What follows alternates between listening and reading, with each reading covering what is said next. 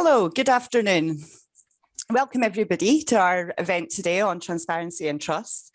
We're so delighted that so many people could join us today. We're recording the event, so if you don't want to be recorded, please switch your camera off. And we're doing that so that anybody who isn't able to make the event today will be able to enjoy it on YouTube following the event. I'm pleased to say that we're joined by a number of OSCR staff members. And if you have a question, please add it into the chat bar and we'll do our best to answer it. Although we are expecting around 200 people today, and therefore it might be tricky for us to answer all of your questions at the time. But what we plan to do is answer all of your questions via email following the event so that you can see the answers to everything that everyone's asked. First up, we have Martin Tyson, who's Head of Regulation and Improvement, and he's going to provide us with a presentation. He'll be ably joined by his sidekick, Neil Edwards, who will provide a case study example for you to kind of illustrate our points. And we hope that you will enjoy the presentation and then ask us lots of questions after that. Martin, it's over to you. All right, thanks, Paula. Yeah, so my name is Martin Tyson and I'm the Head of Regulation and Improvement for OSCR. And what we're looking to talk to you about today is transparency and trust for charities. So what we're going to talk about, well, what I'm going to talk about first off is really talk about what we know about what the public think about trust in charities, how charities earn trust, how important trust is for the public when they're thinking about charities, and to talk about the role of transparency in ensuring that there is that trust. Talk about that a bit, and particularly about how you go about what the actual actions are that you need to take part in to try and build trust and transparency. As part of that, talking about who the public are for you and your charity, because that's maybe a little bit more complicated or a little bit more varied than it can seem first off. What I'll do then is give you a rest from me, and I'll hand over to Neil Edwards, who is the head of one of our casework teams. And what he's going to do is talk to you about a particular case where there was a breakdown of trust between the public that was involved with a particular charity, and the lessons were from that. And he and I will talk a little bit about what the learning points are that come from that case. And we'll try and keep that fairly brisk, because we've had some really interesting questions beforehand, and I think that we're really looking forward to the discussion that comes out of this afterwards. So what I will do is share my screen, and I'm hoping that you can all see that. Paul, you can maybe give me the thumbs up there. Okay, so that's who I am, and I've already told you that. So just thinking about trust, a little diversion first. What does trust mean for a charity in Scotland? I think first of all you need to think about how diverse the sector is in Scotland. There's 25,000 charities in Scotland, and they're hugely diverse, both in terms of how large or small they are, but particularly in terms of the kind of things that they do in their scale of operations. And this becomes really relevant when you're talking about how to build trust and what transparency means in a particular case, in a particular kind of operating. So we have, it's from huge and really complex charities like the big universities, the Edinburgh University, where you're talking about billions a year income, down to preschool playgroups where it's maybe 20 or 30 people involved in the charity, and the scale of operations is much lower. You're talking about village halls, you're talking about big care providers, swimming pools, your local British Legion branch, all of those different kinds of charity. What trust means, what the level of transparency means, and how you go about being transparent is pretty variable for all of those. So what do the public think about trust in charities? when we've gone out and asked people in Scotland, and one of the really encouraging things here is that just about everyone in Scotland does contribute to charity in some way. When we ask people why that is, the top reason for giving to a charity, it's the one you would expect. People find the cause that charity is taking forward is important. But the one after that is a key one. People give to a charity because they think it can be trusted. Trust is really important in that decision as to whether to support a charity. And when you think about what goes to build up the trust that the public have in charities, we had a bit of a knock to public trust a few years ago, back in 2016, 2017. There were the issues around international aid charities, there was the issues around Oxfam, there was issues around fundraising as well. So the overall level of trust in charities took a knock, but it has been improving since then. And where we've asked people, do you think the charity sector is more trustworthy than it was? Then transparency is one of the reasons that they quote as a reason for saying that it's more trustworthy. So it's a big factor there. And what do we mean by transparency? What do we mean by the kind of transparency that inspires trust in charities? Well, we're talking about, I suppose, two broad areas. There's a direct transparency there. There's being able to show people the positive impact that's made using their donations or using their support. It's charities showing the good that they do. The other side of it is what you might call administrative accountability. And it's showing how you do good. It's being open with your accounts. It's being open about your internal processes and your decision making and why you do the things that you do. And when we talk about what the public mean by transparency, that sort of we can break that down a little. So where we've given the public a range of options to choose from about what they think is important for showing trustworthiness from a charity. One of the big ones is knowing how much of a donation goes to the cause. But the other big ones are seeing what the charity has achieved, knowing the charity is regulated, and that's where we come in, having open access to the charity's accounts, and knowing the charity is well run. So it's going back to that thing of showing the good that you do, but showing how you do that good as well, showing how you make your decisions, what your processes are, and building trust, but with that kind of clarity and transparency. So that's fine. And we've been talking about the public in a very sort of abstract, general way. But what does the public mean? What does that phrase about the public mean for your particular charity? And that can be really varied depending on what your charity is like. A lot of the time, what you'll be talking about is a segment of the public, the people who really care about what you're doing. And that is going to be, can be quite complex, and it's going to be quite varied depending on, the size of your charity, on what particular bit of the charity landscape that your charity is in. If you remember that first slide we had there with the picture of the buildings, there is a huge variability in what charities do.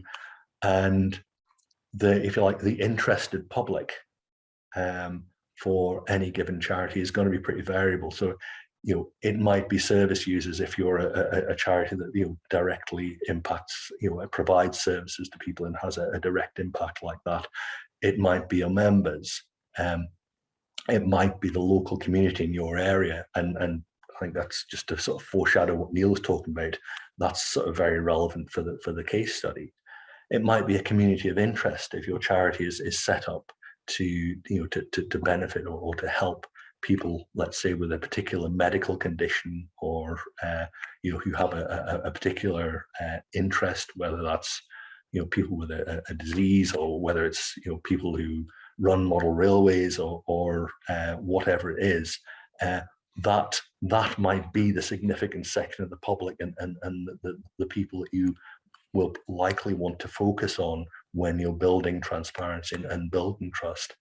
Obviously, you've got the wider public as donors or consumers of media stories about your charity, or you might have a mixture of all of these. So your service users might be your members.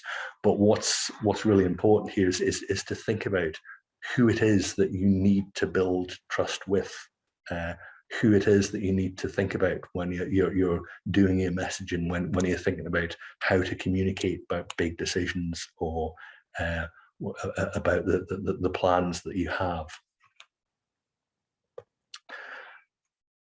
So how do you go about that? What are the particular actions that you can take? I think one of the big ones is showing who you are and what you are. So how do people know what you do? How do you build awareness of that? How do you build that sort of basic awareness? How do people know that you're a charity and that you are regulated? And we saw in one of the previous slides that that's a thing that helps to build trust, the fact that you're independently regulated. So you need to display a charity number. You need to tell people that you're a charity.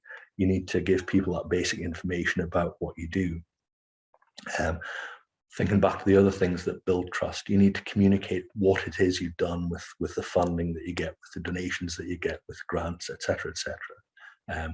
Testimonials from people who benefit from the charity can help there. You need to communicate what your mission is, and you can do that all sorts of ways. That will depend on the kind of things that you do, things like open doors days, it's social media, all sorts of things. Be open with your accounts.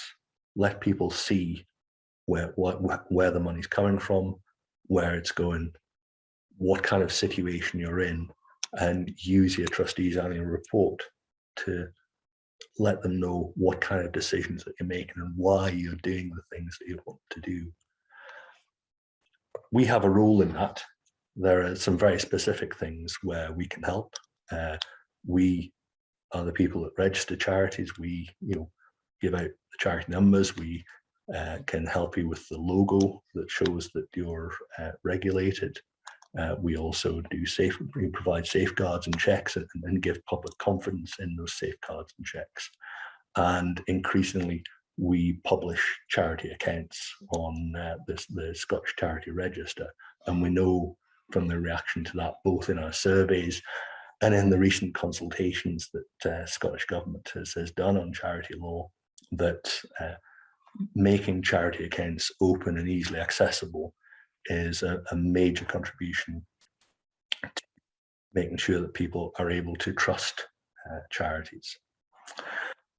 So that's the sort of basics of why transparency and trust are important and how you can go about building those. What I'll do now is hand over to my colleague Neil Edwards, who, as I say, heads up one of our casework teams, and he's going to tell you about a particular case where there were some issues around trust and around transparency and what it is that came out of those. Neil, I think we're having some problems with your connection there.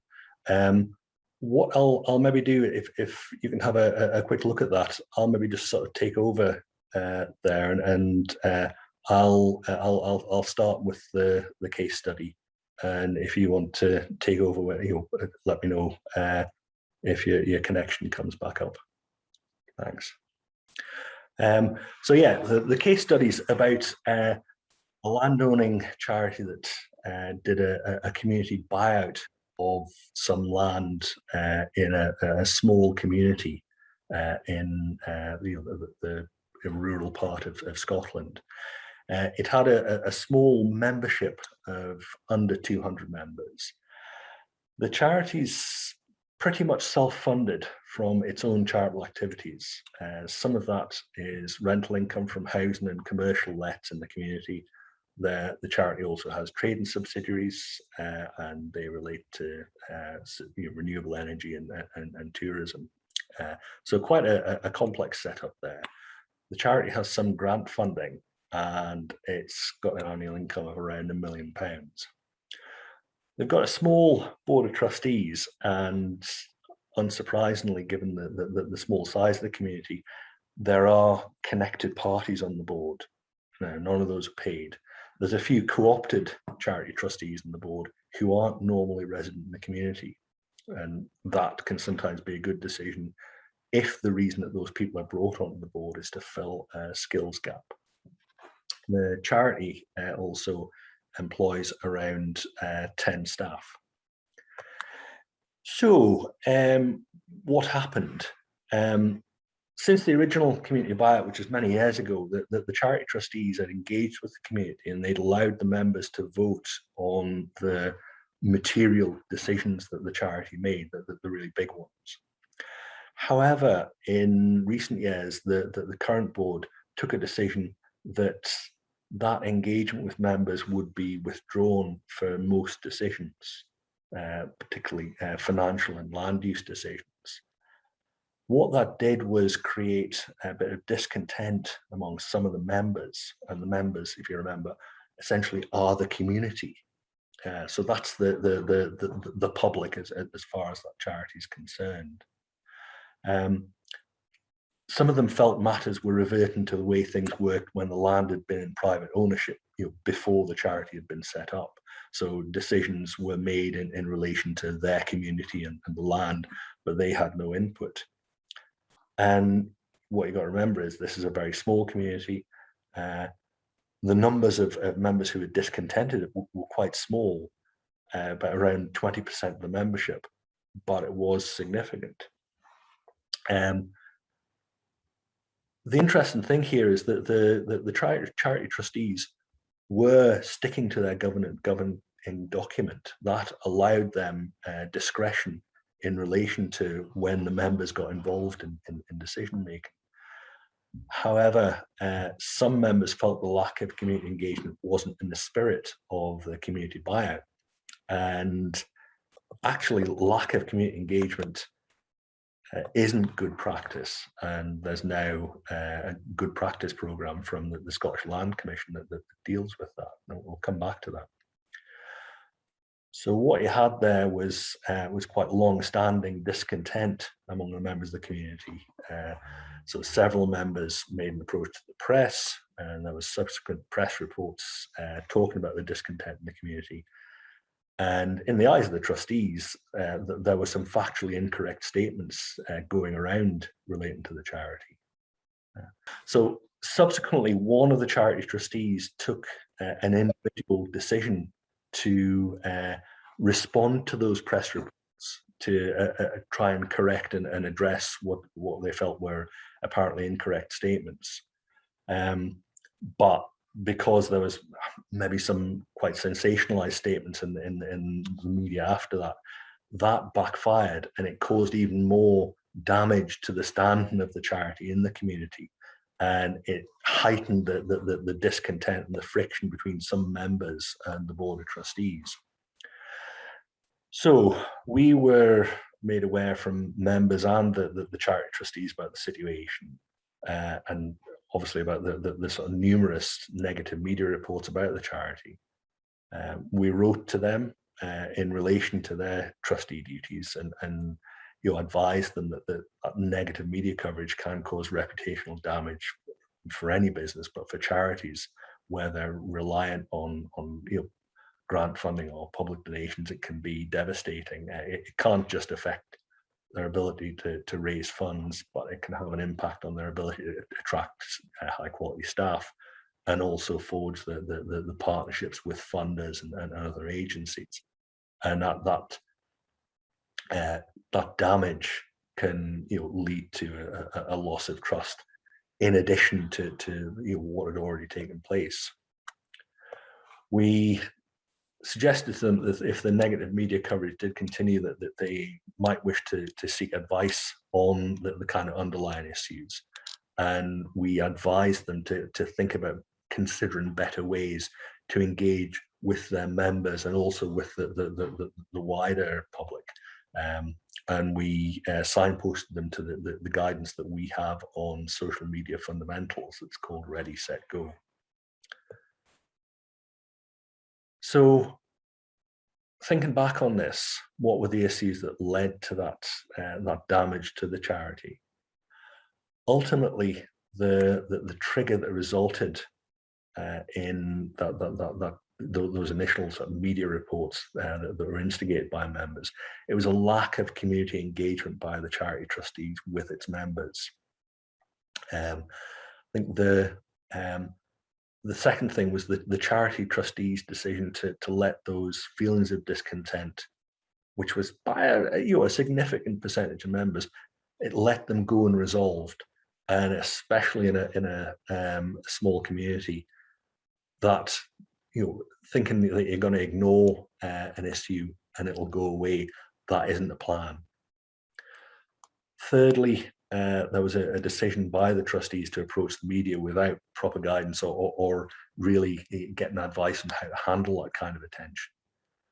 And I think finally that they had a trustee who was over dominant and made the decision to talk to the press without collectively agreeing that with the other charity trustees, and without having that agreement that talking to the press was going to be in the best interest of the charity.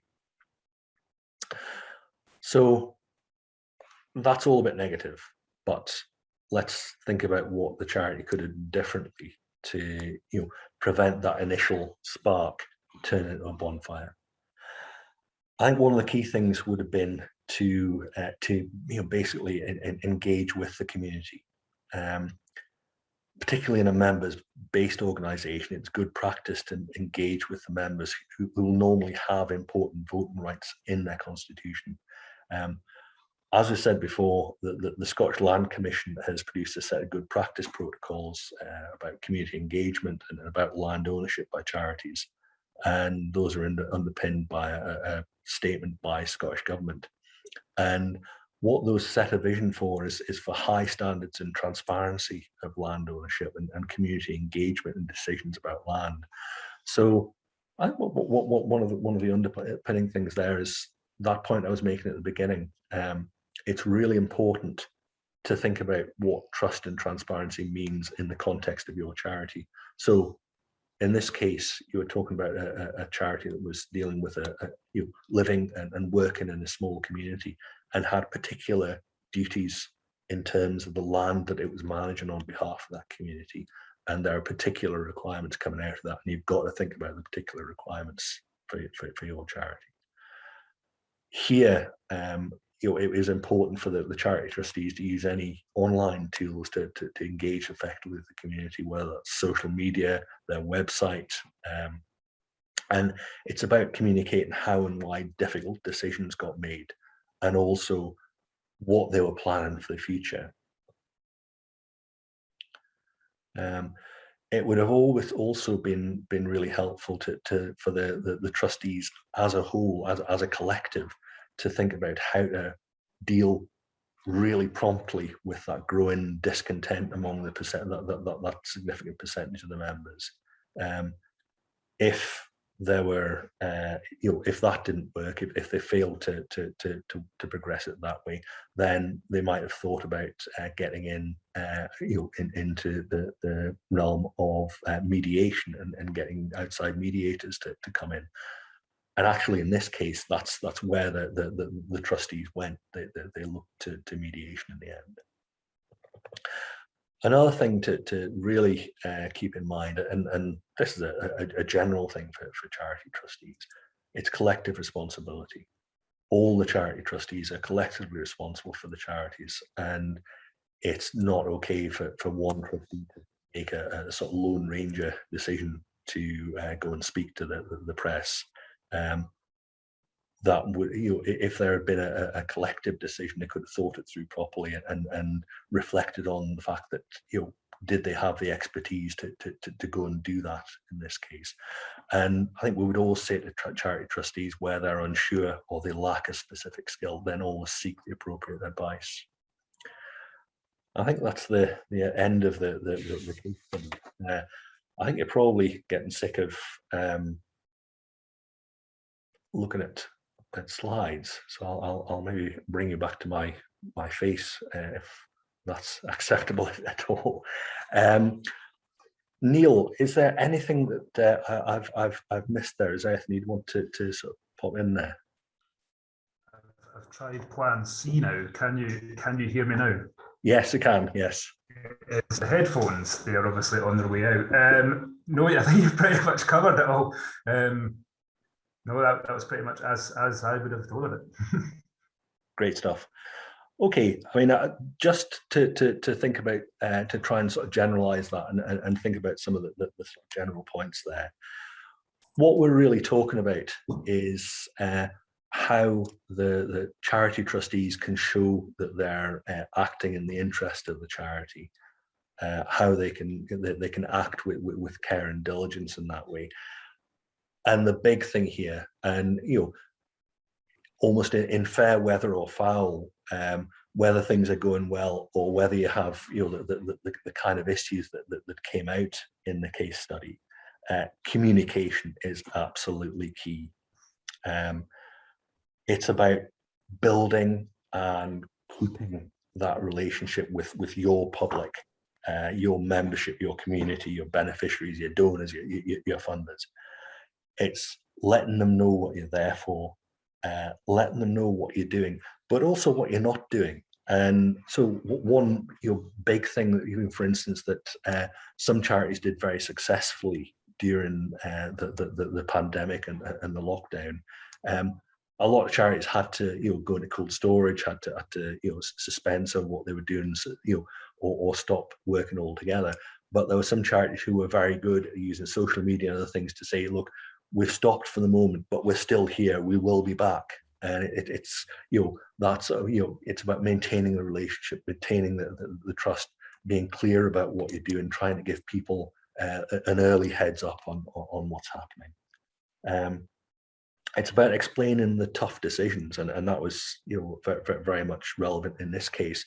But it can be relevant in all sorts of contexts. If you're running, let's say you run a preschool playgroup and numbers are low, or you're running short of money, and you say, okay, we're not going to have the Wednesday session.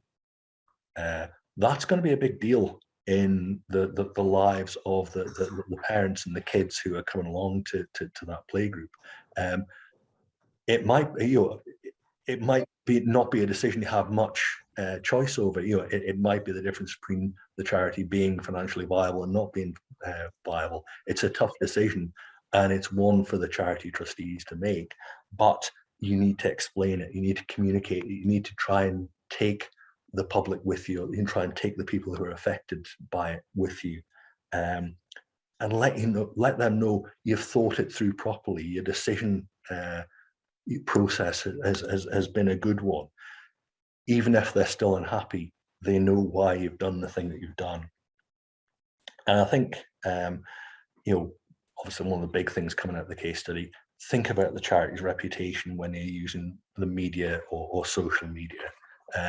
And that will sometimes mean you need to respond. You can't just turn your back, but think it through. And if you don't have those skills, think about how you can get the advice. I think also in a slightly longer term, what you need to be is thinking about how you can communicate positively in the long term about how you do what you do and what you're thinking about doing, what decisions you're making. And a lot of that is about how you use the trustees' annual report. Again, during lockdown, we had some really, really good, really creative use of trustees' annual reports by charities to explain where they were, how they were affected by what happened during the pandemic, and what their plans were for recovering. So use the trustees' annual report. So be clear about your charity's purpose. Be clear about how you're trying to achieve that purpose. Show how the money that you've spent has helped the charity achieve its purpose. Show who it's helped.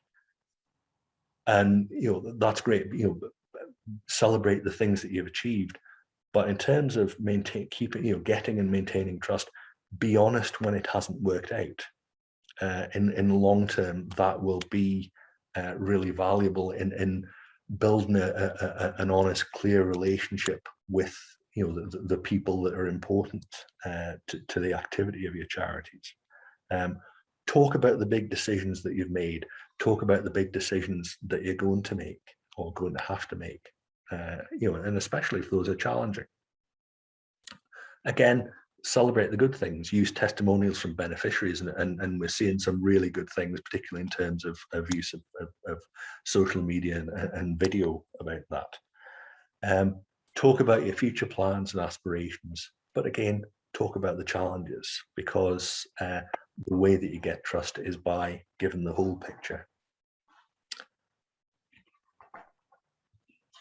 So the other thing there is to be clear with people about who's in charge of the charity. Different kinds of charities and different legal forms for charities will operate differently, but all charities have a group of charity trustees who are responsible for the overall run of the charity and for making the key decisions. The public may not be absolutely clear about the legalities and the details of that, but it's important at least for people to know who they can contact when they think something's gone wrong. A lot of the colleagues who are on this call deal with a lot of communications from people who have essentially got complaints about services or the way that they've been treated with charities. And a lot of the time, the issue there will be the charity that hasn't dealt with a complaint properly, or it's not even been clear who you complain to. If you have a clear way of raising issues with you, then that will go a long way to help them to deal with those kind of issues. Because things sometimes do go wrong, and if you are clear and honest about that, it will be easier to deal with. So I think in summary, trust is always going to be a big driver for public support for charities. Charities being transparent with the public and particularly with their key sort of stakeholders and their key public, that's really important in helping and to secure and maintain trust from the public. We can help with that in terms of what we publish and in terms of our mission to regulate charities. But there are some really simple things that charities can do to help, and that's things like displaying your charity number, clearly communicating what you do and what you've done with the money that you've spent, and communicating with public complaints appropriately, and providing information when it's requested. I think that's probably all I'd want to say. We've got some really interesting points in the chat there and in the questions that were submitted beforehand. But I just want to flag up a few places where you can go to online and otherwise to find help on some of these issues. Obviously, a big resource is your local third sector interface. Scottish Council for Voluntary Organisations have some excellent guidance and advice on their website. Evaluation Support Scotland and the Chartered Institute for Fundraising can deal with some particular things, and obviously we have a lot of guidance on our website and increasingly some sort of videos and webinars that cover some things related to this. So I will finish and shut up there, and we can talk about some of the points that have been raised so far. Paula. Thanks, Martin. We had a good question in the chat from Julie about the case study. She's asking, is there any update on how that case study is going now? Did mediation have a positive outcome? Yeah, can you hear me? I can answer that if you want. Yeah, unfortunately, we're actually still waiting on an update regarding that. It was about June last year, so the ball's in our court to chase this up. The file's still open, so I can't really give any more than that. But other than we are waiting on an update, and we will chase this up. Yeah, I mean, my understanding is that's a really complex situation. we talked about mediation there, and there have been a number of different bodies and individuals being involved there to try and move that situation on. So it's a complex one. Absolutely. Martin, I'm going to give you a rest for a moment, and I'm going to ask Laura Anderson. Can you tell us, what do you want to see from UK-wide charities when they report on their activities in Scotland in their trustee annual report? Thank you, Paula. Can I check that everyone can hear me okay? Good, thank you. Paula, you know me too well that there's nothing that I like more than a good question about a set of accounts or trustees annual report. So thank you for the question.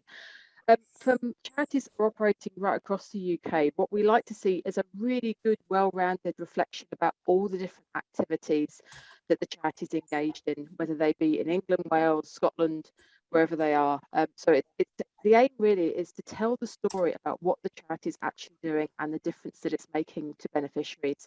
So that will include, as I say, a good roundup of all the activities that the charity is engaged in. So it's really good to be able to get a sense of if there are particularly maybe different activities that are happening in Scotland, perhaps different service delivery that's happening in Scotland. It's really good to get a sense of that, because it's about telling the entire story about what's happening in the charity.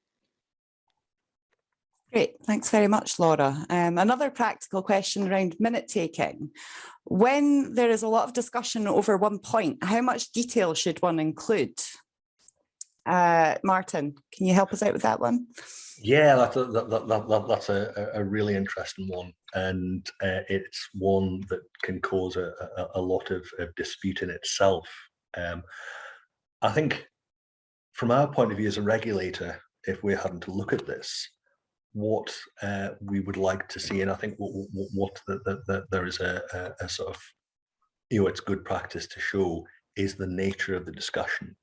And thinking about that whole issue of transparency and trust, and being transparent in how you've gone about making the tough decisions, showing that there was a debate, and I think even if it's in summary, saying what the different views were.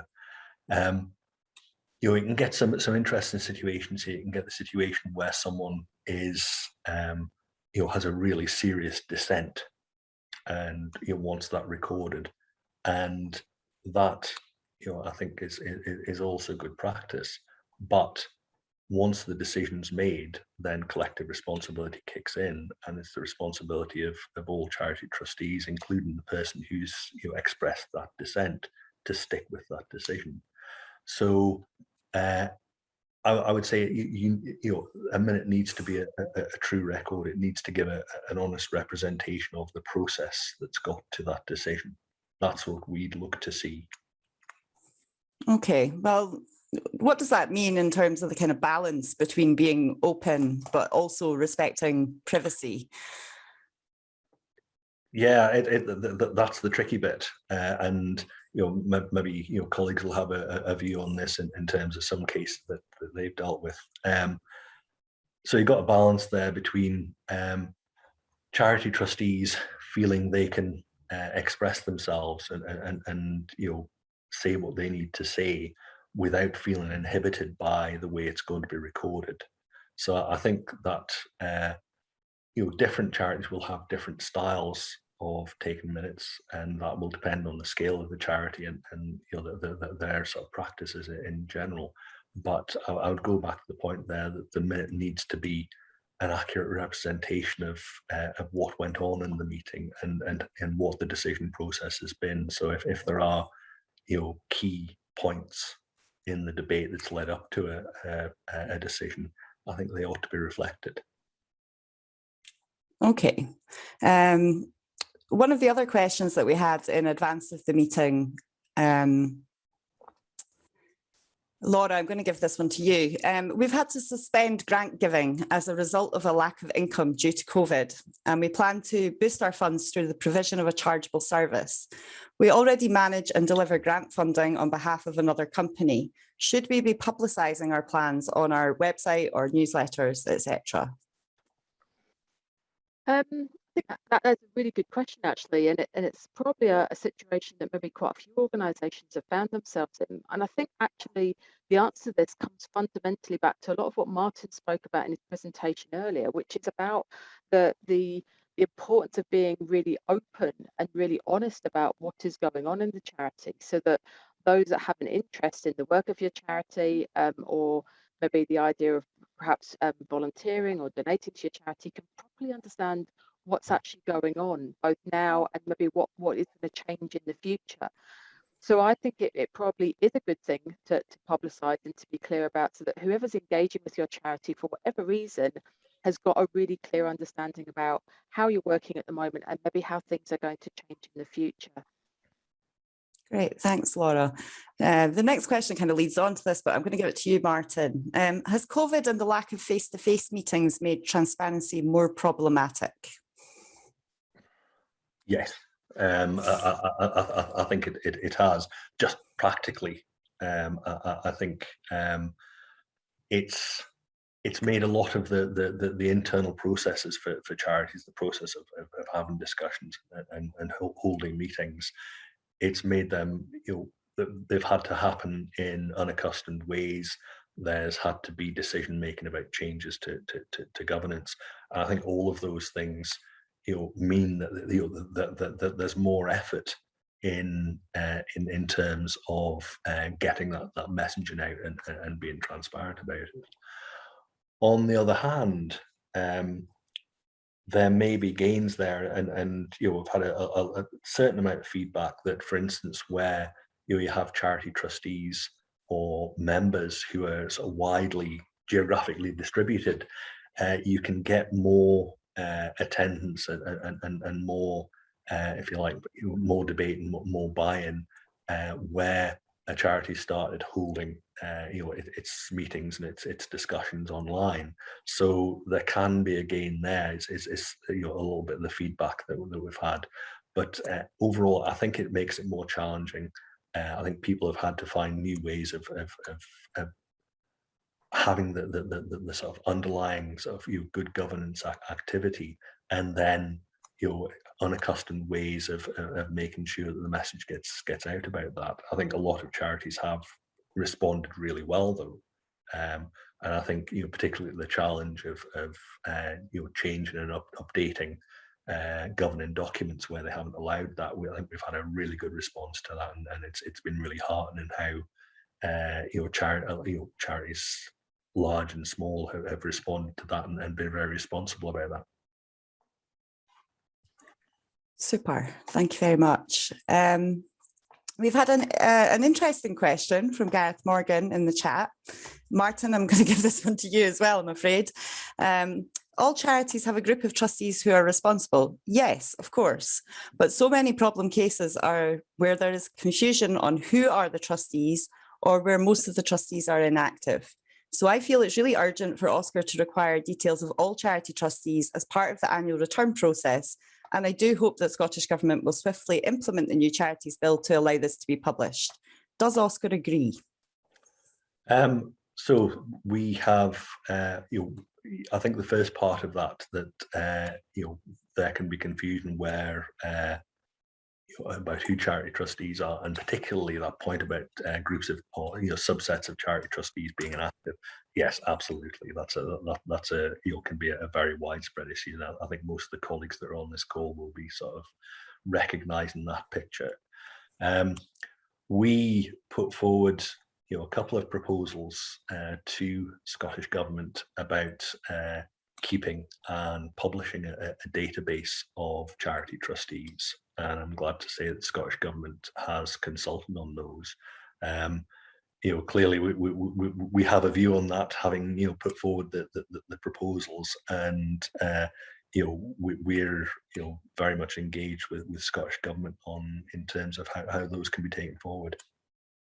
So I think that's very much a case of watch this space, but particularly in terms of publishing details of charity trustees. The response to that, there was a sort of majority in favour, but there were other views as well. and clearly ministers will want to be thinking about those, the whole picture of the response to that consultation. Super, thank you. Gareth, does that answer your question? Oh, you've disappeared from my screen now.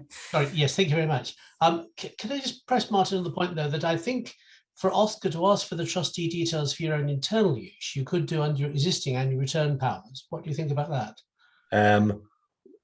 Our advice is that has some risks for us, and that's why we made the proposal. Okay, thanks. I'm going to move it into a little bit of a different space. Neil, I'm hoping you can tell us what advice and support is available to local charities within their local areas. I think the main source of advice would be the third sector interface. So each local authority will have at least one third sector interface, and maybe even more than one. That would be the sort of first port of call if you needed any sort of external advice, and or our website. And there's a lot of guidance on our website. So if you need any help, even putting a question to OSCR through our contact, the info on our email address. If you're struggling to find any guidance, there is plenty of guidance on our website. We can signpost you to that, and any sort of questions you have regarding our processes about where you need to seek prior consent from OSCR. So that would be your first port of call. Super, thanks, Neil. I think it's probably worth mentioning that although we're talking about third sector interfaces, they commonly have different names. So they might be a voluntary action or a third sector interface, or TSI Murray, for example.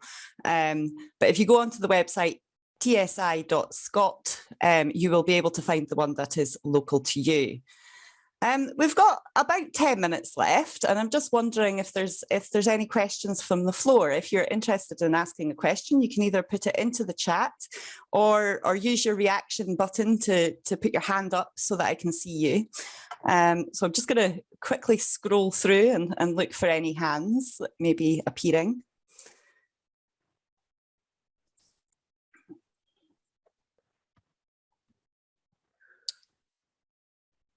Okay, so you're a quiet bunch today. Not too many questions. Pamela, I can see your hands up.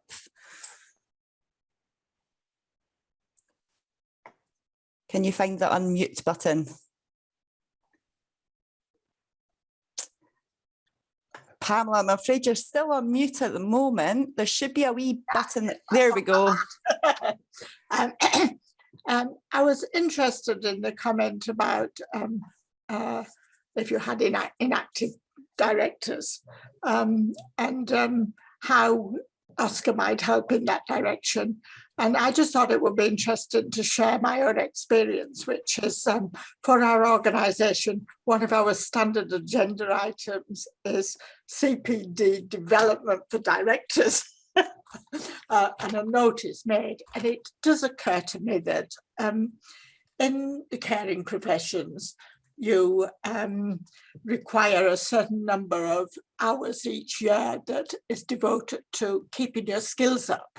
And even if you've done it a lot of time, reminders are a good idea, which is why I'm here today.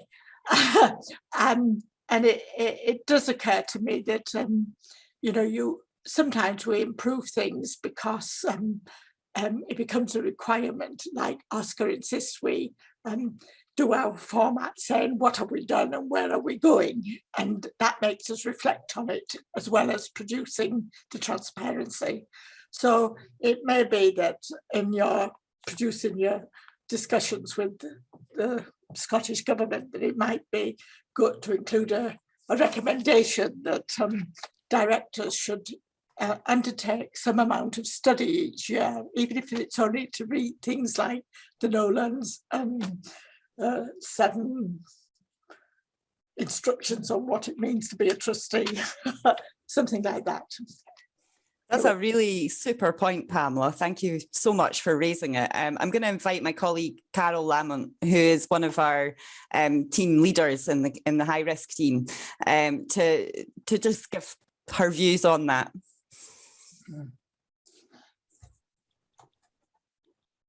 Hi there. Yeah, I think these are all really relevant points. We come up against this a lot when people have, trustees that aren't acting or directors that aren't there, and it's about the fact that there's the collective responsibility aspect of it, and everybody needs to be involved and to be able to play their part effectively. And it kind of links me to one of the questions that's a little bit in the chat in terms of other events that we'll be doing throughout the Trustees Week, about understanding what collective responsibility is. We're doing that in Trustees Week as well, and I'll be waffling on at that one there if anybody's interested in attending that one. But it's about how everybody works together and the communications that are in place, the trust, the transparency, and finding a big balance between all of those things.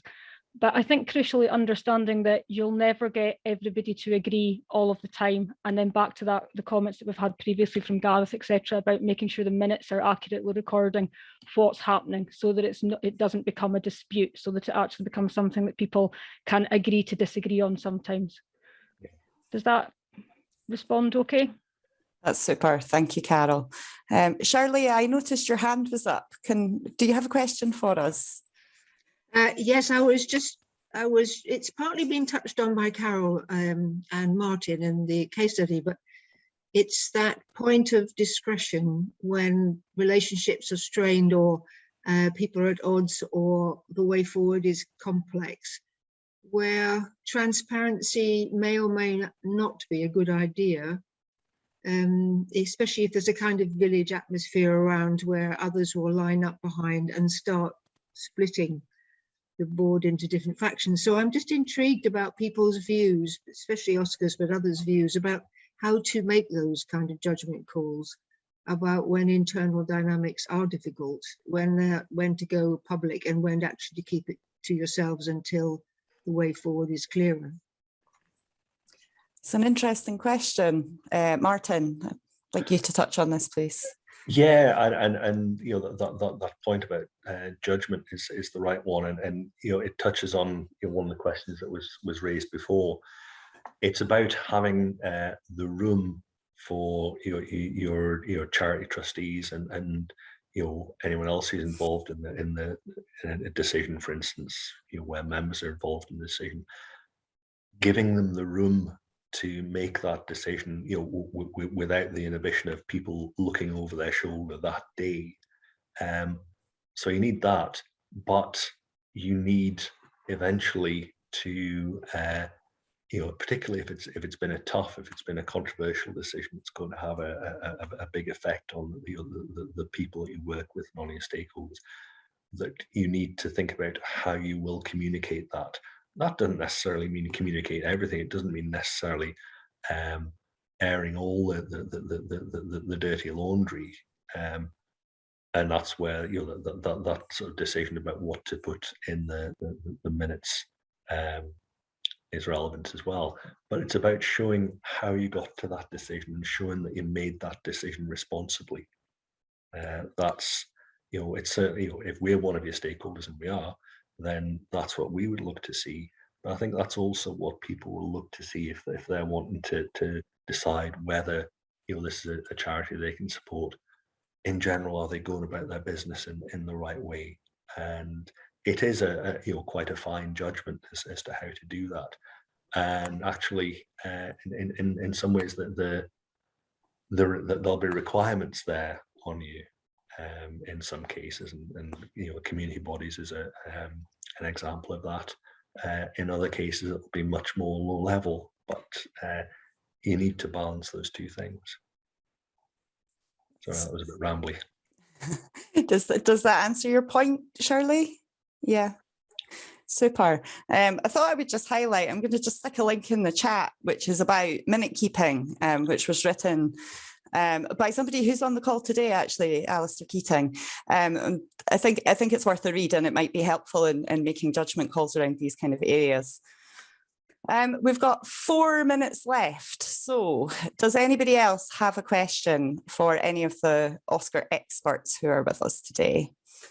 Wave a hand at me or stick something in the chat for me. I'm just scrolling through looking for you just now.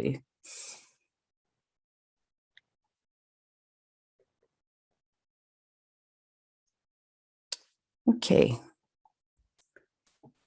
I think the answer is no more questions for today. Like I said, if there's anything that hasn't been answered, if we haven't managed to get to it in the chat or any questions that were asked in advance, I'll send out an email. It'll probably be tomorrow once I've collated all the answers for you, so that anything that's been asked does receive an answer.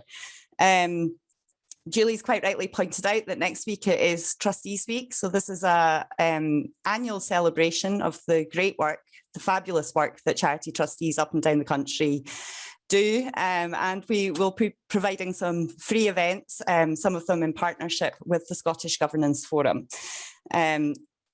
Again, I can put that information into the email so that you have access to sign up to any of the events that you wish to sign up to. There's also a website called trusteesweek.org, and that website shows all of the events that are happening across the UK next week, and there are over 60 events to choose from. So lots and lots of information available for free next week. And at that, I just wanted to say thank you so much for coming along today. Thank you to Martin for his presentation. Sorry to Neil that his, or sorry from Neil that his sound was not working properly. That was a bit of a shame. We'd really appreciate it if you could give us some feedback on the event today. There'll be a email pinging into your inbox in the next couple of minutes. It only asks 10 very short questions, and the information that you provide in that evaluation will help me to decide what are the topics for the next events that we're going to do. What are the things that are important to you guys? What did you like? What did you not like? So please be honest. And thank you very much. So cheerio.